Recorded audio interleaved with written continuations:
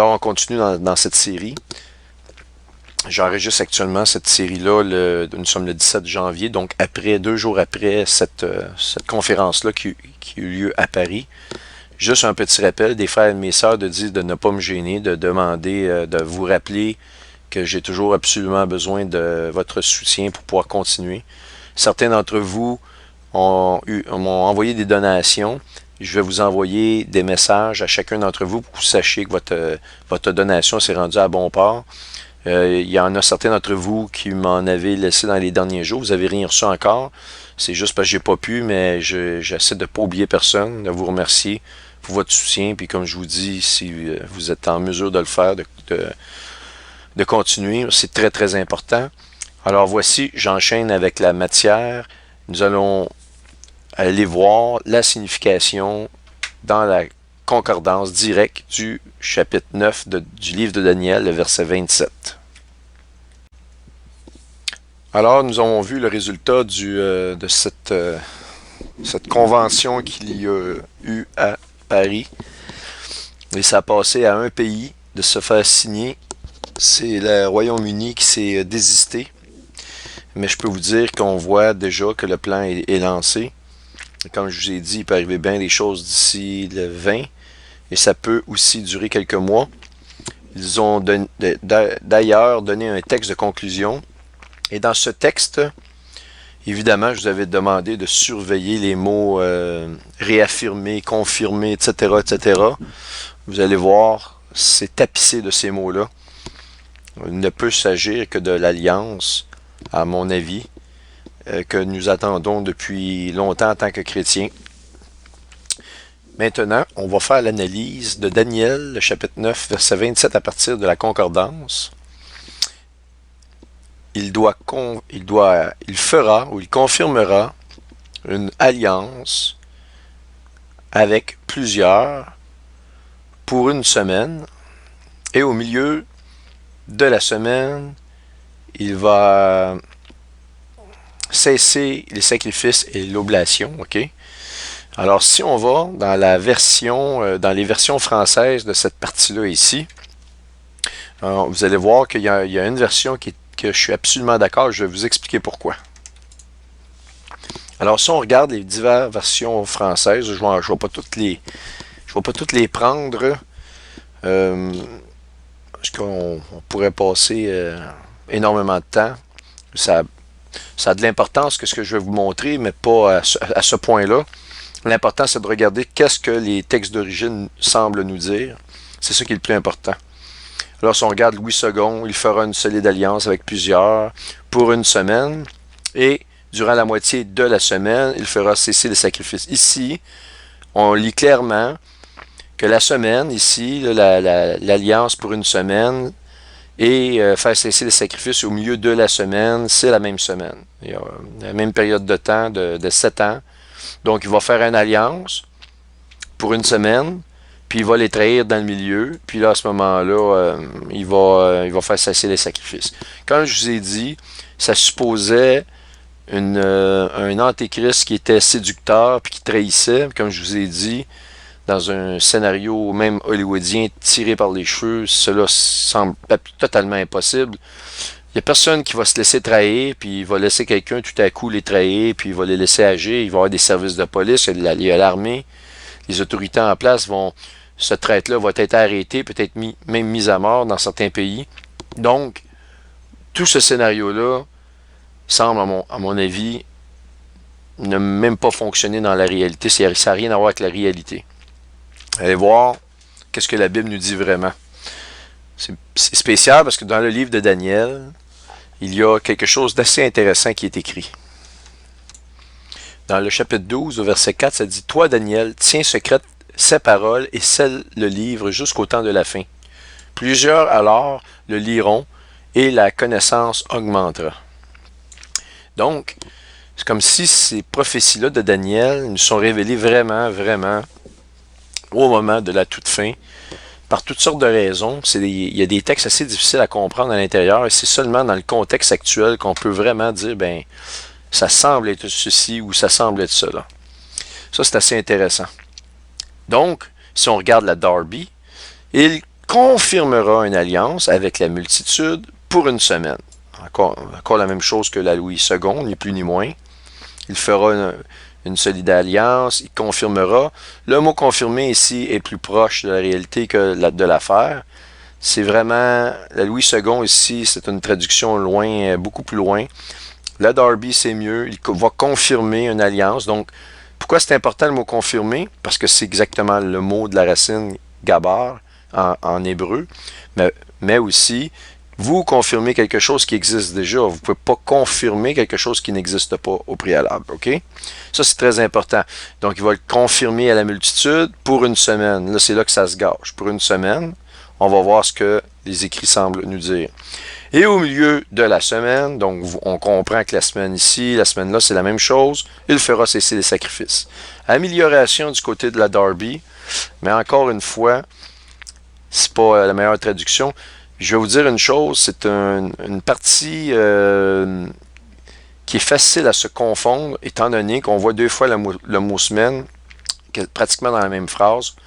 L'esprit humain se fait prendre et on a l'impression qu'il doit s'agir de la même semaine. On y va, ils y ont été par conclusion. Si je vous dis, je ne sais pas si je vous dis une phrase comme ils s'aiment. Vous allez probablement penser que deux personnes s'aiment, mais moi, je suis en train de vouloir vous dire ils s'aiment dans le sens de semer des fruits, des légumes. Disons que dans l'exemple que je vous donne, les deux mots s'écrivent différemment, mais dans la phonétique, vous vous poseriez la question. Et finalement, je voudrais vous dire une troisième signification, c'est ils sèment la terreur. Donc, si je ne spécifie pas, vous allez être obligé de déduire ce que je veux vous dire par phonétique. Dans ce cas-là, en hébreu, c'est le même mot qui s'écrit de la même façon, mais vous allez voir qu'il peut prendre une autre signification. C'est pas parce que le mot semaine arrive que c'est exactement la même semaine, sauf que dans le contexte ici, ils en ont déduit que ça devait être la même semaine. Sinon, ils ne pouvaient pas comprendre ce qu'on vit actuellement, c'est-à-dire qu'ils confirmeraient une alliance de ce qui existe déjà depuis 7 semaines, et qu'au milieu d'une semaine, parce que c'est deux fois le même mot, alors il ferait cesser les sacrifices. Vous allez voir un peu plus tard dans la présentation. Maintenant, si on regarde la Martin, il confirmera l'alliance à plusieurs, ça c'est excellent, dans une semaine. Dans une semaine, puis vous allez voir, il faut vraiment, ce traducteur-là ici qui avait fait à l'époque ce travail-là pour la traduction de cette version de Bible-là, dans ce cas-ci, je parle, là, j'aime beaucoup la Martin à plusieurs positions, mais il y a d'autres versions qui sont bonnes. Lorsque c'est pointilleux ou que ça peut porter à confusion un peu, il faut toujours vérifier dans la concordance. Alors donc, à plusieurs dans une semaine. Donc, il confirme l'alliance dans une semaine. Ça veut dire après une période de 7 semaines. Et c'est exactement ce que l'accord d'Oslo est. C'est-à-dire qu'ils l'ont fait en 93. Ils devaient la signer avant la date limite de l'an 2000. Et c'était à Camp David. Ils ont essayé de négocier en 95. Ils sont tournés à la table de négociation. Ça n'a pas fonctionné trop, mais il y a eu quand même des concessions faites par les Juifs à cette époque-là. Ils ont amendé les textes, ils ont appelé ça Oslo 2, qui faisait partie de Oslo 1, la première version. Et en 2000, 7 ans plus tard, ils devaient signer ça.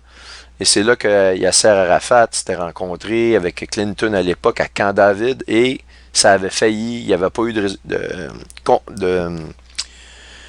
on n'avait pas réussi à signer cet accord-là. Et par conséquent, n'ayant pas signé, l'accord a duré 7 années. Et donc, elle est restée comme ça, dans le vide. Et puis, donc, elle n'a pas été signée. Mais quelqu'un qui va réussir à faire ce qu'on a vu le 15 janvier, il y a 2 jours de cela, quelqu'un qui va réussir à faire un deal avec 70 pays, confirmerait cette alliance-là, il la signerait, mais unilatéralement contre les Juifs. Ça, il n'y a aucun problème parce que l'accord d'Oslo, il y a énormément de clauses qui demeurent à être négociées. Donc, les Juifs auraient pu, de par leur plein gré, cédé tous ces points-là, dont les frontières d'avant 67. Ils auraient pu dire, oui, oui, on vous redonne les frontières de 67, on vous redonne ces territoires occupés-là au complet. Ça aurait pu venir d'eux. Là, on le voit que l'alliance qui est décrite dans la Bible, c'est une alliance unilatérale. Et c'est une alliance absolument, je dirais ça, lorsqu'on invite tous les pays, incluant les Palestiniens, et qu'on laisse Israël de côté, vous pouvez vous imaginer dans votre tête, choisissez le vocabulaire que vous voulez, mais ça n'est certainement pas dans la gentillesse et le respect que ça se fait. C'est vraiment, comme je vous l'ai dit depuis 2012, même 2011, ça va se faire avec énormément de force, avec de la force. Ils vont pousser Israël jusque dans l'extrême limite. Et même les textes nous le disent, que ça va être comme ça. Donc, il va confirmer l'alliance à plusieurs dans une semaine. Ça, c'est vraiment intéressant. Ça veut dire que ça prend comme une semaine à confirmer l'alliance. Et donc, comme je vous dis, l'accord d'Oslo, demain matin, que ces papiers-là se signent, ça veut dire qu'après une semaine de négociation, il y a eu des années où il n'y a pas eu de négociation et tout à coup, il y en a une qui arrive à un résultat. Ça veut dire qu'après la semaine, vous avez la signature. Ça serait exactement ce qui se serait passé. Il confirmera l'alliance à plusieurs dans une semaine. Ou, vous pouvez la comprendre, il confirmera l'alliance d'une semaine à plusieurs. Mais j'aime beaucoup mieux cette version-là de la Martin. Vous allez voir pourquoi tout à l'heure. Et à la moitié de 7 semaines, et voilà l'erreur, de 7 semaines, il prend pour acquis que cette semaine-là doit être celle-ci. Et vous allez voir qu'il y a quelque chose qui différencie dans le langage hébreu, que ce ne peut pas être la même semaine, mais l'esprit humain, dans la traduction, se dit, peut-être à l'époque, vous croyez que c'est l'authentique parole de Dieu, il est écrit dans la parole de Dieu de ne pas changer ni une virgule, ni même un point, que tout ce qui... vous ne pouvez pas retrancher un mot, ni en ajouter un. Eh bien, sans vouloir faire ceci, la personne qui a traduit, ou les personnes qui ont traduit, se sont dit, mais il faut absolument que ce soit la même semaine. Et parce que ça ne fait pas de sens. Il s'est produit quelque chose à ce moment-là, parce que il m'apparaît très clairement à moi, lorsqu'on regarde, on analyse la situation à partir des écrits d'origine, que la semaine qui se rallie à l'alliance, qui se rapporte à l'alliance, n'est pas la même période de semaine qu'il y a pour la cessation des sacrifices. Alors, si on regarde dans la King James, elle se comporte exactement comme la Martin. Il va confirmer l'alliance avec plusieurs, ça c'est très très bien, with many. Mais où est-ce que ça se gâche, c'est pour une semaine. Alors donc, c'est comme une alliance qui va durer cette semaine. Moi, je fais une alliance avec vous de paix qui a une durée dans le temps et après on s'entretue, c'est pas grave. Ça, c'est ce que ça dit ici. C'est une alliance d'une semaine. Et dans le milieu de la semaine, parce que si l'alliance dure une semaine, on sait qu'on va finir par se tuer, mais on décide que dans le milieu, on se tire dessus. Alors, je vois pas comment on peut être séducteur si je vous dis, vous allez voir votre voisin, vous dites, hey, on va faire la paix pour 2 semaines. Il vous trouvera pas très séducteur. Je penserais pas qu'il va vous trouver séducteur. Vous voyez cette option-là, je suis désolé si j'insiste là-dessus. Si vous croyez que l'Antéchrist va être un séducteur, qui va arriver, qui va être gentil, pensez encore à votre stratégie là-dessus. Selon moi, on va assister à vraiment des moments très très prophétiques. Les gens me parlent beaucoup de la guerre de Gog et Magog, oui, mais il y a des guerres qui vont venir avant cette guerre-là qui sont dans la Bible. Et je l'ai dit plusieurs fois, je vais le répéter encore. 3 guerres, grosso modo, Isaïe 17. Après ça, vous allez avoir Jérémie 50-51. Isaïe puis Jérémie, ça va être très rapide, puis il peut y avoir un petit délai, ou ça peut être rapproché. Vous allez avoir la guerre de Gog et Magog. Mais il faut que la guerre d'Isaïe 17, on doit voir la destruction de Damas, on doit voir ces guerres-là avant se réaliser. Bon, maintenant, si vous voulez avoir une autre preuve biblique, pas moi qui vous le dis, une preuve biblique, que ça va se faire par la force, eh bien, en voici une. Et on va la trouver dans la Bible, évidemment, mais dans les écrits d'origine. Alors donc, on était ici. Il doit confirmer Gabar, ok? Confirmer, c'est la correspondance 1396.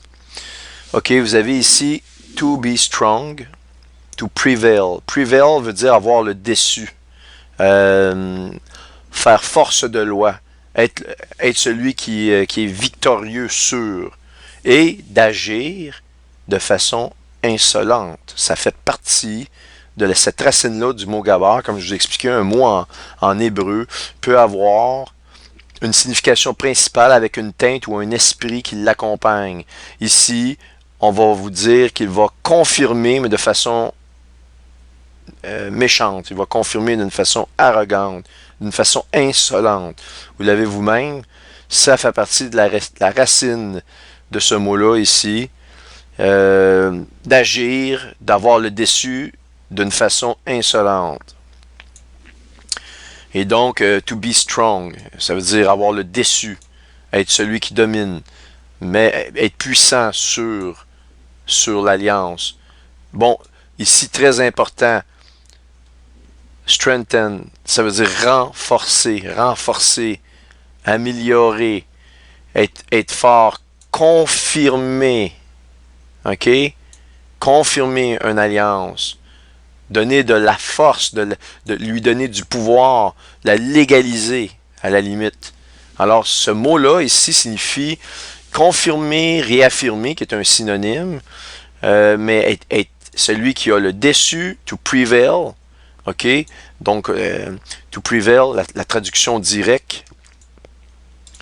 Je vais vous en donner une couple de synonymes, là. Bon, parce que je m'en rappelle jamais, mais c'est bon. Oui, prévaloir, régner, triompher, prédominer, avoir cours sur. Donc, vous avez plusieurs synonymes. Donc, il prédominera devant plusieurs. J'oublie tout le temps les synonymes, on va retourner. Il triomphera devant plusieurs. Vous pouvez le traduire dans tout cet esprit-là. Vous êtes encore dans la bonne traduction du mot gabar.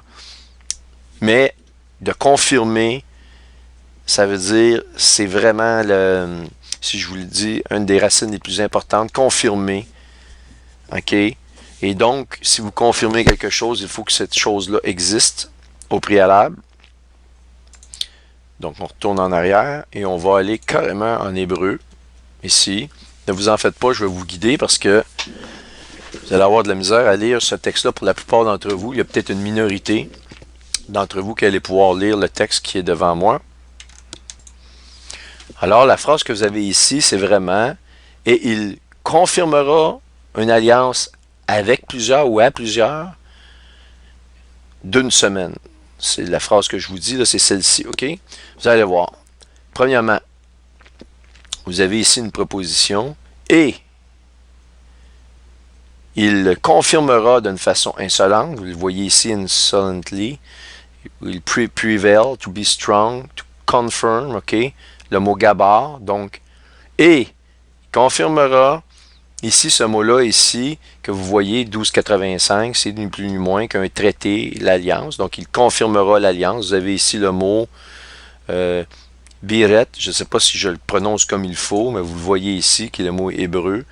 Donc, une alliance, vous avez une alliance d'amitié, une alliance de mariage, mais ici, c'est plutôt un traité, qui est si vous voulez, entre les hommes, un traité qui serait un traité politique, un traité d'alliance, peu importe, vous le voyez ici.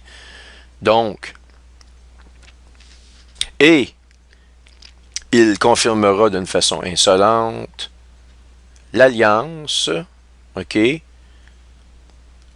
Voyez-vous ici le préfixe 9009 qui signifie avant tout à ou pour, ou en face de, ou appartenant à, ou à propos de. Donc, à ou pour, donc il confirmerait l'alliance pour une multitude, ou à une multitude. Exactement ce qui s'est passé le 15. Et là, là qui est intéressant, le fameux mot ici, Shabua, que vous voyez, Shabua. Ce mot-là, ici, on le retrouve, le même mot ici, Shabua. OK, retenez, 76-20, Shabua. Ici, vous vous doutez que c'est la deuxième semaine du milieu de la semaine où il y a l'arrêt des sacrifices. Et ce mot-là ici se retrouve pour la semaine qui se rapporte à l'alliance. L'alliance qui est justement ce mot-là ici. Donc, et il confirmera d'une façon insolente une alliance, l'alliance, ok, à plusieurs. Et là, d'une période de 7 semaines, pourquoi qu'on peut supposer que cette semaine-là ici se rapporte à l'alliance? Eh bien, à cause de ce mot-là ici, qu'on ne retrouve pas dans l'autre signification, alors qu'ils ont traduit les deux comme la semaine, la semaine. Et donc, voyez-vous, ceci signifie une unité, un comme un nombre, ou une certaine semaine. Mais voyez-vous, ici, la traduction, c'est vraiment un avant tout, donc d'une semaine. Et en mettant d'une semaine, on nous parle de... Et il confirmera de façon insolente l'alliance à plusieurs d'une semaine. Donc, d'une semaine, parce qu'on met le mot un, on ne fait pas exprès de ne pas le mettre, on le met. C'est là qu'il y a eu de la confusion, c'est que le même mot se retrouvait. Ils se sont dit, étant donné que c'est la même phrase, il faut qu'il y ait rapport. Ils ont fait une interprétation. On est loin, lorsque ces traductions-là ont été faites, on est loin des temps de la fin. On est à des dizaines d'années. On ne peut même pas imaginer ce qui se passe actuellement, les choses que nous voyons, que vous voyez de votre vivant, qui nous rapprochent du temps de l'enlèvement. Alors nous avons la chance de voir ces choses-là, de pouvoir mieux comprendre. Donc, voyez-vous ici, le mot pour la semaine, on le retrouve ici. Il y a une préposition devant, préposition, qui est de. De, c'est THE en anglais, que vous voyez, je vais le mettre ici, THE, de. En français, évidemment, c'est le, c'est la traduction de, c'est le, mais vous pouvez avoir L apostrophe. L apostrophe pour le, c'est un peu la même chose en français, ok?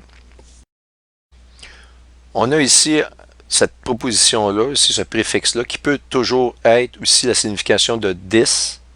10 qui veut dire 7, ou de, DE, comme de cette voiture. Donc, ici, c'est vraiment la signification, c'est un préfixe, si vous voulez. Donc,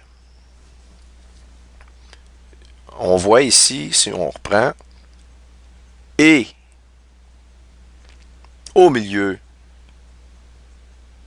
d'une semaine, parce que c'est pas de la semaine, il n'y a pas de un avant, il n'y a pas le mot un, il n'y a pas, c'est vraiment un préfixe relié directement, il n'y a pas d'autres mots ici qui séparent la semaine, le mot qui veut dire semaine. Ici, voyez-vous, on nous dit une semaine. OK? Mais le mot ici se suffit lui-même. Si je vous dis 7 jours, vous allez pas, je ne vais pas vous dire un 7 jours. Ça ne donne rien de vous dire un 7 jours. Un 7 jours, j'ai juste besoin de vous dire 7 jours, vous allez comprendre que c'est 7 jours. Donc, si on rapporte avec le 1 avant, c'est que on veut nous signifier qu'il s'agit d'un qualificatif qui se rapporte à l'alliance avec plusieurs ici qu'on voit. Ici, on n'a pas ce mot-là, ici, qui est etchad. Il n'apparaît pas, mais une préposition. Donc, on nous dit vraiment, selon moi, et au milieu d'une semaine, ou d'une semaine quelconque, parce que c'est un préfixe qui est relié au mot, il est intrinsèquement lié avec lui. C'est pour ça qu'ils le mettent en jaune pour qu'on voit les prépositions vraiment sortir, ou les préfixes, sauf que on voit qu'il se relie au mot. Donc, d'une semaine, OK, il va faire cesser l'oblation et les sacrifices. OK? Et les sacrifices. Et sacrifices. Donc, vous voyez, et les sacrifices. La proposition, le préfixe est avant le mot, et le sacrifice. Donc, la semaine. Et donc, au milieu d'une semaine, il va faire cesser les sacrifices. On a de bonnes raisons de croire, en regardant ça ici, à cause de la présence de ce mot-là, ici, une semaine, qui vraiment nous donne un qualificatif de la durée de l'alliance qui, elle, se fait confirmer de toute manière. On a donc deux preuves dans cette phrase-là que, selon moi, la seule interprétation, la seule signification profonde, si on regarde dans les détails, il faut que la durée ici, à cause de la présence de ce mot-là, à cause que c'est le mot confirmé, eh bien que la durée de 7 ans se rapporte à l'alliance. Et de toute manière, si on regarde en logique, on va retourner dans la version française pour cela. Daniel, bon, ici. Alors, imaginez-vous, il est totalement illogique de faire une alliance après une semaine et qu'au milieu de la semaine, il y a une trahison. Bon, ici, c'est les sacrifices. Si l'alliance d'une semaine est accomplie, ben, elle est accomplie pendant une semaine. Il y a pas, on peut pas... Puis là, ici, il y a une contradiction. Non, non. Oui, il l'a fait pendant une semaine, mais au milieu de la semaine, ils auraient trahi. Donc, on ne pourrait pas voir une alliance d'une semaine. Ça aurait été une alliance d'une demi-semaine. Vous me suivez? Si vous réalisez une alliance d'une semaine, ben vous allez trahir à la fin de la semaine. C'est logique. Mais ici, on nous dit que dans le milieu de la semaine, il y a une trahison. Les 2 semaines ici ne peuvent pas être la même période, mais nous comprenons dans le contexte que lorsqu'on voit cette alliance-là, une des conséquences, c'est que ça va mener à l'arrêt des sacrifices et de l'oblation, et on a de bonnes raisons de croire que les deux peuvent être très très proches. Il y a peut-être un décalage de quelques mois, peut-être une année, je ne sais pas, mais moi j'ai des bonnes raisons de croire qu'on pourrait parler de peut-être quelques semaines, quelques mois, et peut-être même quelque chose comme ça, là. On pourrait voir la signature de cette alliance-là, et nous pourrions rentrer dans les tribulations une semaine, 2 semaines, 1 mois, 2 mois, 3 mois, 4 mois après. Il faut que les guerres commencent. Est-ce qu'on va voir la guerre d'Isaïe 17 et partir après? Je ne sais pas. Mais ces guerres-là doivent s'enchaîner les unes après les autres. Maintenant que vous avez très bien en mémoire l'explication du mot, notamment de tout le chapitre 9, verset 27, à partir des écrits d'origine, du chapitre 9, verset 27 de Daniel, eh bien, on a vu le mot confirmer, strengthen, renforcer, si vous voulez régner en force, mettre de l'avant, mettre de la force, renforcer. On a tous vu ces mots-là. On va regarder ce que le texte qui est sorti de ce réunion-là, du 15 janvier 2017, nous donne. Alors, si je rentre le mot reaffirm, qui veut dire confirmer, c'est un synonyme, eh bien, voyez-vous, lors de la rencontre ministérielle à Paris du 3 juin, les participants veulent réaffirmer leur support, blablabla. Bla, bla. Donc, des réaffirment que les négociations d'une solution à 2 États, Israël et Palestine, vivant côte à côte, en paix et sécurité. Ils diront paix et sécurité, une ruine subite va s'abattre sur eux. Donc, ils vont faire la résolution, la Bible nous le dit, mais Israël ne sera pas là-dedans. Ça va être contre Israël. Ça va se faire, c'est une question de temps. Vraiment, cette année, on a des bonnes chances. Il faut absolument suivre tout ce qui peut se passer. Il peut même se passer bien des choses. On est le 17 actuellement, j'enregistre cette vidéo-là. Mais jusqu'au 20, aux États-Unis, on a actuellement, je pense, c'est 200 000 et plus de manifestants qui veulent empêcher Trump d'être président. Et on a des centaines de milliers des bikers, des gars de moto, là, des gens de moto là, qui se réunissent pour protéger Trump. Alors, vous pourrez peut-être, ou vous allez peut-être assister à des affrontements jamais vus aux États-Unis d'Amérique qui vont amener très rapidement au désordre social. À ce moment-là, c'est la loi martiale. On ne sait pas ce qui va arriver. Je ne peux pas vous le dire. Mais on n'a jamais vu de telles choses. Donc, il réaffirme living side by side in peace and security. Ça, c'est vraiment la prophétie que je vous ai montrée du Gémeaux des fils de Rebecca, Isaü et Jacob. Et c'est vraiment cette vieille prophétie-là qui revient ici hantée. Ils veulent faire de 2 États, 2 peuples. La Bible nous dit dans cette prophétie-là, il y aura 2 manières de vivre, deux peuples de ton ventre, Rebecca. Bien, on les voit ici, on voit l'accomplissement de ces choses-là. Donc, le mot réaffirmé apparaît un peu partout. On a le mot renforcé qui apparaît partout. Donc, on voit ici vraiment qu'est-ce qu'ils veulent faire. C'est vraiment une solution à deux états. Ça revient partout, partout, partout. Cette prophétie-là de Daniel, pas de Daniel, mais dans Genèse, de Rebecca, qui mit au monde Ésaü, qui est la Palestine, et Jacob, qui fait Israël aujourd'hui. Et donc, on regarde, il y a la paix et la sécurité, la paix potentielle de sécurité, pour la paix, la paix, une solution à deux États. Ils n'ont que cela à la bouche. Et c'est vraiment, si vous ne comprenez pas que la parole de Dieu vous montre ces choses-là, si vous n'avez pas donné votre vie à Jésus-Christ, eh bien, il est temps de le faire parce qu'on rentre vraiment dans la dernière phase de toutes ces choses-là. Maintenant, j'ai vu quelque chose.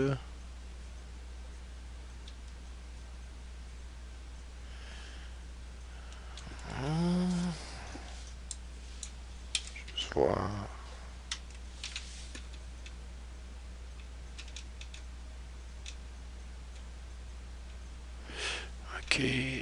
OK. Bon. Voyez-vous, à l'intérieur du texte, on nous parle de... Ils soulignent, underscored, veut dire, ils ont souligné l'importance de l'initiative arabe de 2002. Qu'est-ce que c'est que ça, the Arab Peace Initiative of 2002? Ça l'a amené à la table des négociations pour ni plus ni moins que l'accord d'Oslo. Alors ici, voyez-vous, je suis dans Arab Peace Initiative. Si je rentre Oslo, j'arrive ici. Ça amène à l'accord d'Oslo, dans lequel il y avait un négociateur qui était Joel Singer à ce moment-là. Et l'accord d'Oslo, on va aller voir ça. C'est l'accord d'Oslo avec un S parce qu'il y a eu Oslo 1 et Oslo 2. Oslo 1 a été signé à Washington, D.C. en 1993. Vous le voyez ici, 1993. Et là, du côté arabe, ça s'est mis à se plaindre. Ils voulaient retourner puis renégocier d'autres choses. Ils n'étaient pas contents de certaines affaires. Ils sont retournés à la table de négociation. Ils ont réouvert le document de Oslo 1 et les Juifs ont fait des concessions qui a donné naissance à la suite d'Oslo 1 qui est Oslo 2. Mais c'est le même accord, c'est juste qu'il a été modifié, ce même document-là. Ils l'ont appelé Oslo 2 et lui devait être signé pas plus tard que en l'an 2000. Et l'an 2000, on appelle ça le sommet de Camp David. Alors, sommet de Camp David, OK. À ce moment-là, ça c'est en juillet 2000 et ça l'a failli. Et ils n'ont pas été capables d'en arriver, évidemment, comme nous le savons ici, à une entente. Il y avait Ehud Barak et il y avait Yasser Arafat qui était présent, entre autres, notamment. Donc, cette tentative-là ici a échoué. Et donc, on peut dire que cette entente-là a été laissée comme cela, en surplan. Et un des problèmes, ça a été qu'il demandait encore, c'est ce qui accroche, c'est vraiment les frontières d'avant 67. Alors, dans la résolution ici, les Palestiniens demandaient de se retirer selon les frontières de 67 et les Américains, eux, demandaient de faire certaines concessions aux Juifs, mais certaines aux Palestiniens à cette époque-là. Et il n'y a pas eu d'entente. Et donc, on peut supposer, en fait, on ne suppose pas, c'est exactement cette année que l'accord d'Oslo a duré. Et c'est de là que je trouve très, très intéressant la traduction de la Bible Martin, la version Martin. Il confirmera l'alliance à plusieurs dans une semaine. Ou après une semaine. Dans une semaine veut dire comme après une semaine. Donc, il y a de la négociation. Après une semaine, c'est quand David, eh bien, on essaie de le faire, ça ne fonctionne pas. l'accord reste en suspens. Ce que vous entendez parler de deux États vivant side by side in peace and security, vivant côte à côte en sécurité et en paix, ce n'est ni plus ni moins, ça vient exactement du conflit. C'est le nerf de la guerre de l'accord d'Oslo. C'est exactement la même chose. Ils ne l'appellent pas Oslo parce qu'elle a failli, mais s'ils réalisent, ils font une alliance contre Israël, ils vont amender tous ces chapitres-là à négocier de l'accord d'Oslo, dans le fond, ni plus ni moins. Ils vont le faire, sauf sans la présence d'Israël, sans son consentement, sans son assentiment. Et c'est là que ça va amener à un conflit armé. Alors, vous voyez ici, il n'y a vraiment rien tout est précis. Tout semble clair quand on regarde toutes ces informations-là, comme je vous le montre actuellement. Bon, on va pousser maintenant un peu plus loin cette histoire-là. Ils ont salué les efforts internationaux pour avancer la paix au Moyen-Orient, incluant l'adoption du Conseil de sécurité de la résolution 2334, ça vous vous en rappelez, le 23 décembre 2016. Alors on voit que Donald Trump fait accélérer les choses. On se dépêche, Obama, il reste quelques semaines. Il passe, je sais pas, il doit être rendu à 50 ordres exécutifs, il fait des lois, il fait des lois. Ça s'est tout fait après la défaite de Mme Clinton. On s'en va en Conseil des sécurités et il y a eu 6 résolutions qui ont été passées, je vais y revenir. Pourquoi? Il se produit quelque chose d'absolument prophétique et qui a rapport à la pêche miraculeuse avec Jésus à l'intérieur des évangiles. Je vais vous revenir, c'est incroyable. Il faut qu'absolument je vous montre ces choses-là. Donc, cette résolution-là, 2334 du 23 décembre 2016, très récente, ils l'ont saluée. Et ça ici, c'est parce que les États-Unis n'ont pas utilisé leur droit de veto, veto qui veut dire leur objection. Ils ont tout simplement laissé la résolution se faire prendre. Et donc, à ce moment-là, c'est devenu une résolution officielle qui condamne Israël sur 6 points de résolution à l'intérieur de cela. Eh bien, si on regarde la gamatrie, je ne sais jamais comment le dire, mais on va aller voir ici un petit texte. C'est ce que je veux vous dire ici, la gematria. La gematria, exactement, c'est le même que je le dis normalement, là, mais il y en a qui l'appellent différemment. Peu importe, vous comprenez que la gematria, c'est exactement attribuer des chiffres aux lettres hébraïques. Et donc, on additionne ces chiffres-là et un mot, par exemple, comme Obama, peut avoir une certaine valeur numérique, ou le mot trahison peut avoir une autre valeur numérique. Alors ici, il a été déterminé que si on prend le numéro de résolution qui est le 2334, le chiffre 2 représente la lettre hébreu ici, bet. Le chiffre 3 représente la lettre guimel qu'on voit ici, et dalet pour le chiffre 4. Eh bien, le mot en hébreu pour dire trahison, c'est bagad. Et bagad, si vous juxtaposez ces 3 lettres-là, ici vous obtenez le mot bagad. Et donc, la gematria ici semble nous dire qu'Obama a trahi la trahison ou la trahison d'Obama, puisque le mot trahir arrive et sans le veto des États-Unis, cette résolution-là a passé. Si les États-Unis avaient mis leur veto, il n'y aurait eu aucune résolution de passer. Alors donc, c'est quelque chose que je voulais vous montrer parce qu'on le retrouve à l'intérieur. Et donc, le mot, si vous voulez, to prevail, lorsqu'on passe des résolutions, on en fait comme une loi, eh bien, on renforce, on prend autorité, on domine, on fait vraiment toutes ces choses-là qui sont à l'intérieur de la racine de ce mot-là ici. Comme je vous ai expliqué tout à l'heure, bon, on fait prévaloir, on fait régner, triompher, prédominer. Ça me fait bien rire parce qu'on dirait que ma mémoire n'est pas capable de retenir les synonymes que je veux vous parler, donc je les ai rentrés pour vous en parler. Mais donc, vous comprenez l'idée là-dedans. Les textes confirment avec précision. Attendez, le texte que nous avions ici. Non, il est ici. Le texte qu'ils ont fait à partir de cette conférence-là, si on le voit à l'intérieur, confirme avec précision le mot gabar du chapitre 9 du livre de Daniel, verset 27.